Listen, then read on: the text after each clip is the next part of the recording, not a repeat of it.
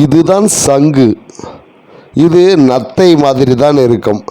இது இந்த சங்கை சுமந்து அதிலேயே வளர்கிறது.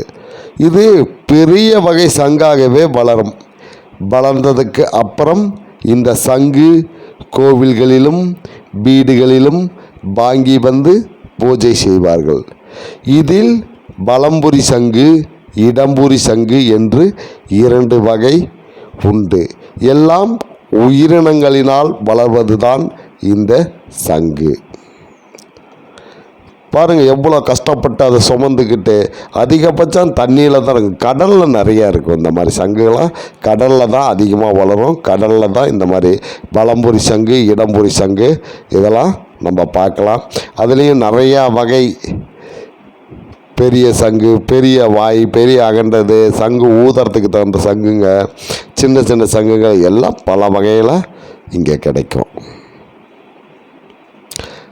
நன்றி, வணக்கம்.